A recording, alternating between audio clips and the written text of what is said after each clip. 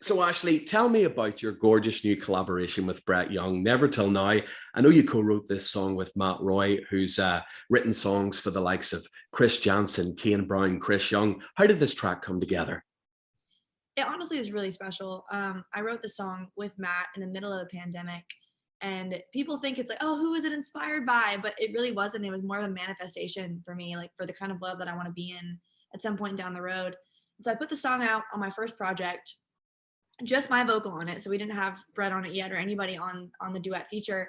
And people seemed to love it, but it wasn't until I posted a TikTok of this song that it really just blew up, went viral, and people just, I mean, 40 something thousand people watching and using this sound to make videos on TikTok. And so I was like, man, people seem to really love this song. Like, let's give them another perspective on the song because it is a love song. And so my producer and I were talking about who would have a really cool twist on this song, a different kind of voice. And Brett Young came to mind. So my producer gave him a call, and he had already heard the song, already knew who I was, and was like, I'm so excited to get on this song. So he came on it, and it's now what it is. So really, really cool Nashville kind of friend story. Yeah. And that producer was Jimmy Robbins, yeah? It was, yes. He produces all of my stuff. He's so Wow. incredible. What have you learned from him? Like, what has he brought out in your sound? Honestly, Jimmy's one of those people who is able to communicate so well to everybody in wearing different hats, right? So like if I'm in the studio and I'm like, man, this just sounds too, with a margarita on a summer day, and I want it to sound more like rain on a tin roof. He's like, no, a musician's like, what am I supposed to do with that? But like, he's like, hey, drop this, do this note. So he's really great with learning how to communicate to different people in different rooms, and overall just being a good friend throughout all this. Cause it's crazy. My life has completely changed, and he's really been like a constant and been somebody that I can turn to for advice. And he's really great. And so you were born in Wisconsin, and due to your father's job, you lived in something like 18 different homes before the age of 19. Tell me a bit about that, but also has that sort of, in a way, now set you up for a career that demands so much travel, do you think? 1000%. Honestly, as soon as like radio tour picked up and touring picked up and all that stuff, I've started to realize like I grew up in hotels pretty much traveling around and rental homes and all of that stuff because my dad was in corporate and I was in music since I was 11 years old. So I really have kind of always been in music. And weirdly enough, music has always been a constant for me through all of the moving around. And it always taught me how to be the new kid because I would, go to different middle schools and high schools and homeschools and, be in rooms with adults when I was a kid. And it just kind of taught me how to hold my own, no matter what city or room I'm in. So it really, it's served me well as time's gone on. And when I was younger, I might not have loved it that much because I was like always being thrown around. But now I'm like, man, I'm so thankful because it really has set me up to be able to do what I do now and be comfortable in that and have a routine even when there's no routine. And you and your sister, Jenny, who's now an actress, I believe, you were in a duo called The Lockets from like the age of 10. We were, yes. Oh my gosh, I can't believe you know that. That's so cool. Yeah, you were like the original Maddie and Tay, I think, yeah. Yeah, I think we actually were a duo before Maddie and Tay were a duo. So we, it's crazy. We spent some time in LA and, did like some of the Disney stuff and we're kind of involved with that. It was like a different lifetime now. But yeah, I mean, that was really fun too because it kind of taught me, it allowed me to have a partner in crime to learn how to navigate these rooms and navigate those stages and navigate the performances and all of that. And now that I'm, 25 and an adult and able to be a solo artist and kind of focus on that, it's been really cool to kind of use those skills in this career now.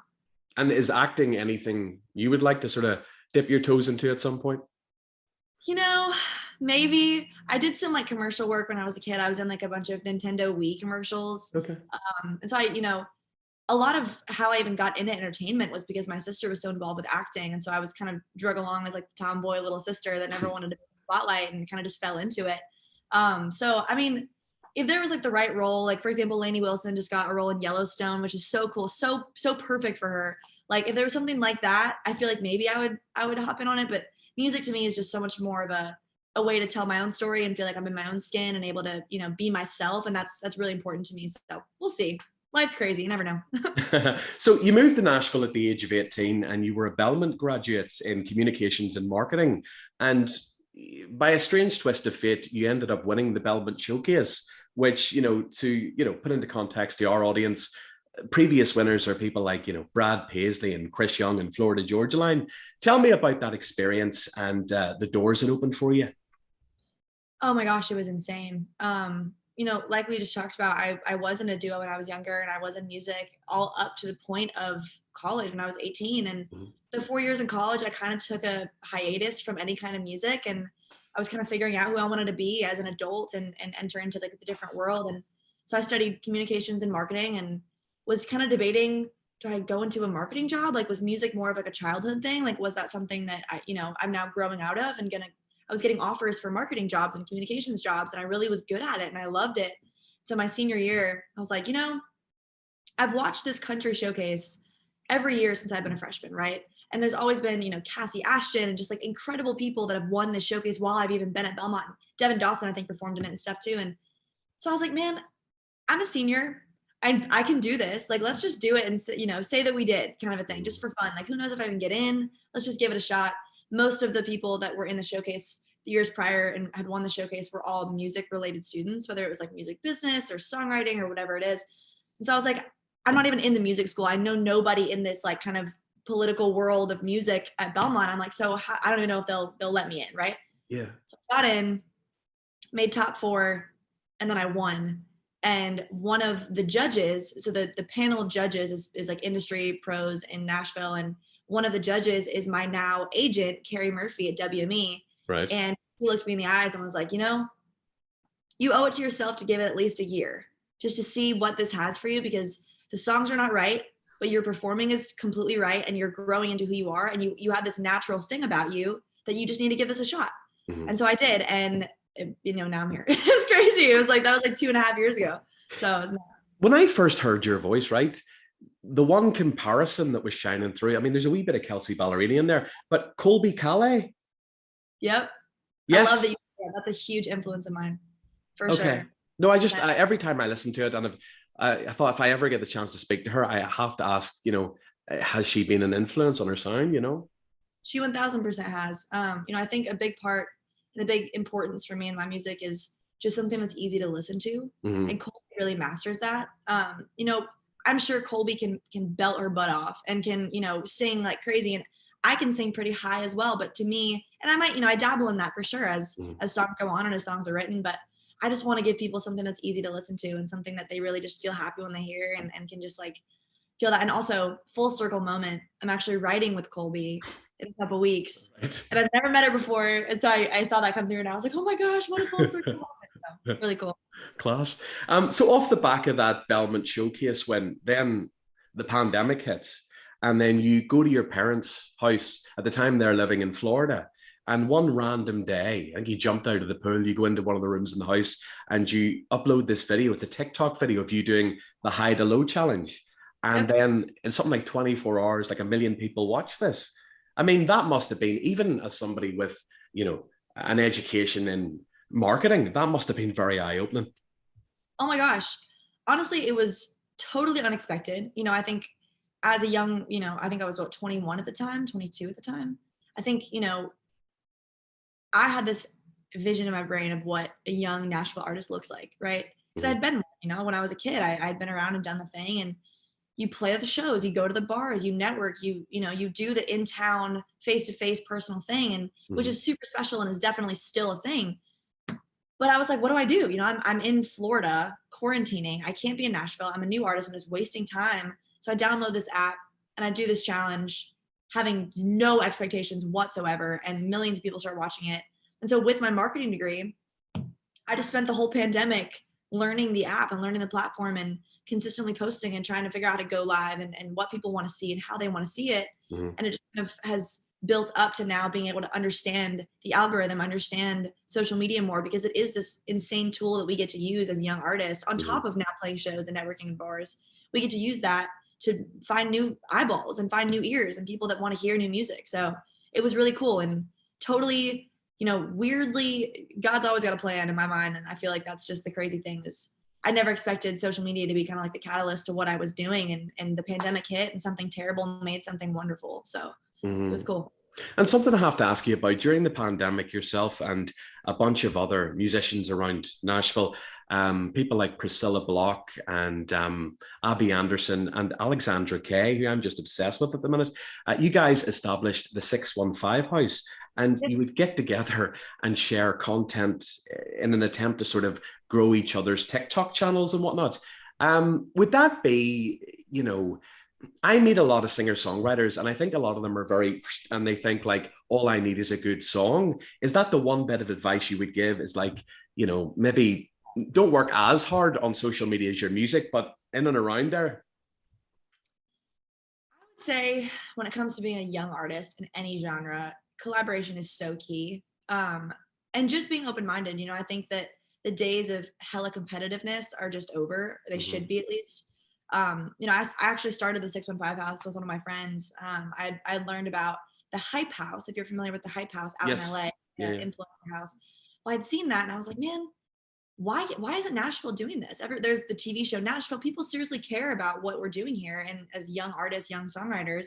And so I called up my friend. I was like, man, we should start this thing. We should start this like collaboration house. And we pulled all these young artists in and got a house here in Nashville and kind of started this community. And honestly, it has helped us so exponentially. And now so many of us have record deals and have major tours and have, songs on the radio and all this stuff. And I think a lot of that is because there is this cross collaboration that's happening with TikTok. You see, or to social media, you see people all the time like, oh my gosh, my favorite person from Nebraska is now my favorite person from New York. And it's, people get so invested and so they love it so much. So I would say my biggest piece of advice to any young artist is just get out there and collaborate and meet people and just constantly get your face out there, get your name out there, and make sure the music is right as well. But you can do both. You can definitely multitask, and now's the time to do it when you're young and when you're able to put the work in, put the time in, just get out there, just constantly go out and meet people and make videos and collaborate and just constantly be, everywhere that you can be. And the first single you released, Jealous of the Sky, you wrote this song about your best friend Adam, who died of cancer when I think you were 18. And that's another song that really found an audience and really resonated with people online, didn't it?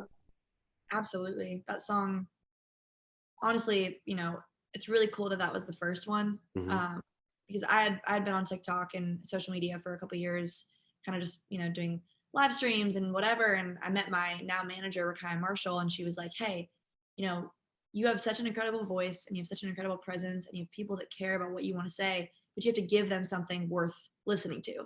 And so we found, I wrote Jealous of the Sky with my friend Bridget Tatum, who also wrote She's Country for Jason Aldean. And it was just one of those weird full circle moments because I had never written about my friend passing away, and it's still the only song I've ever written about it. And it just really, I think people, loss is a universal hurt. It's something that we all can understand. And that song kind of just encompassed all of that, and people seem to find it. And I mean, even at CMA Fest last week, somebody walked up to me and said, started crying and said, Jealous of the Sky was the song that got me through my mom passing away. Yeah. And I'm like, it's just so cool how people can really relate. And that's the whole goal of what I'm doing, right? Is I want to give people something they can feel understood by. Yeah. Yeah. It's interesting because I know you have played live and toured with a lot of acts, but CMA Fest must have been quite a shock to you, because as somebody who has risen through the ranks primarily through social media, to then be in an environment where you're actually seeing how many people are connecting with what you're putting out there, It truly blew my mind. Especially because I've been going to CMA Fest since I was like, I think 2010 was the first year that I went to CMA Fest as a viewer. This was the first year that I played it. And I mean, I played like the Ascend Park stage, which is like over by the Ascend Amphitheater. And I was truly mind blown. I mean, I got out there expecting, it's my first CMA Fest. Like, I've never really played like a Nashville show really, like, I'm going to have, but not like recently. And I was just mind blown. I mean, so many people were singing the words back to me. It was completely packed. Like the whole freaking lawn was just it was insane. I was like, what is happening right now? What is going on? But I get social media and music just translates, Yeah. I want to ask you about your collaboration with Jimmy Allen, Good Goodbye, because I love that song, and you wrote it with Blake Pendergrass, who I think has written my favorite song on Morgan Wallen's Dangerous album, 865. Tell me a bit about that, writing the song and how the collaboration happened. So that was the first song that Blake and I wrote together. And now we're signed to the same publishing company. And it was before either one of us had deals. So we were just in his apartment, just like hanging out in his living room. Actually, his girlfriend and I were sorority sisters in college. So it's like, Nashville is just so many little twists and turns. But we came up with that song together, and thought it was really cool. But it's weird too, as time goes on. You never know which songs are going to be like the ones that like happen, or ones that are like the big thing. And some people say you have like a feeling when you walk out of the room, and like Never Till Now and Good Goodbye, I was like, man, these are really dope songs. But I wasn't like, holy shit, this is gonna be like the song, right? Right. So I wrote the song, loved it, and my manager and I were like, man, this could be a really cool duet too. And so Jimmy Allen came in and recorded it, and he added a lot to that song too. And it's been really cool now to just really kind of grow a friendship with Jimmy, seeing how his career just completely exploded in so many different ways. It's been really cool. He came and surprised people at the Spotify house here for CMA Fest and sang the song with me. And it's been really, really cool to just get to kind of grow with him and have him a part of the journey as well. There's a real theatrical quality to your songwriting. When you're, penning songs, even at that early stage, do you have an eye towards how this is going to translate to the stage? I think now more than ever, yes, just because I just got the Cole Swindell direct support slot, and I've been on tour with, Brett Young and Jordan Davis, and it's been a really, really, and Cole I went on tour with before too. I think, I feel like I was crash course writing, and then all of a sudden I was just like on tour, right? And so when I was crash course in writing, I was really just in the rooms writing whatever needed to be written in the room that day, right? Just whatever came to mind, whatever the idea needed. But after being on the road and knowing that that's just such a massive part of what we do in music, it's definitely in my mind. Like I have a write here today in a couple hours, and I'm like immediately thinking like, what does my set need? Like what do we need to fill the spots here? And that's kind of a different world and a different hat to put on, which is fun to experiment with. But it's just, I'm still a young artist, so learning and growing kind of how to not force certain songs in a room, but also know kind of like, hey, this is what I'm going to cut if we're going to cut anything. So if y'all want to get a cut, let's write something like this, Those names you mentioned there, the Brett Young, Cole Swindell, the Jordan Davis, you must, if you're speaking to Jordan, you must ask him about his drunken night in Belfast. I mean, he went hard, but those touring experiences, what did you take away from those? And I tell you, everybody is so incredible in country music. I think the one thing about country music that I love is that it's really difficult to become successful unless you're just a really good person. Because in country, everybody's a family, and you really can't win. Even if you're the most talented person on the planet, it's tough to win unless you're just a good person and you're just friends with everybody. So it's really cool to see people like Jordan and Cole and Brett win, because they are just such good people. And so I get to learn from them. I mean, the first tour I ever was on, like major tour, was Cole Swindell, and he treated us like we were a co-headliner. And I was the first of three, right? Which is like, typically you hear first of three gets kind of shoved in a closet and whatever. And Cole was, constantly bringing us after show food and just being so welcoming. And his whole team and I are like texting each other every single day, and we're all such good friends. And Brett, same thing. Brett's ego is non-existent. He literally came out to sing Never Till Now during my set for his headlining show. So Jordan, same thing. We've hung out on this bus multiple times, taking multiple tequila shots and just like giving me the best advice about how to keep a level head and all of this. So it's really cool. I mean, I feel like I have, 3 new big brothers in a lot of ways, and they're just really fun. And I'm pumped to go back out with Cole, because I just learned so much. I mean, he's the most humble person on the planet, and his like kind of catchphrase every night before they go out is "win the night." And that stuck with me a lot, because even though he's, Cole Swindell and he has so many hits, and, his entire set is just people singing along back to him, he still wants to win the night and win them over. And that's something that I learned big time from him. So definitely a bunch of different lessons from everybody. Listen, Ashley, thank you so much for giving me some time. The new single, Never Till Now, featuring Brett Young, it's on an EP, which is out now, called Already Drank That Beer. Continued success. And hopefully it's not too long before you're over here in Ireland. Yeah. I hope. Hopefully very, very soon. We should definitely collaborate and do some kind of a show together. It'd be fun.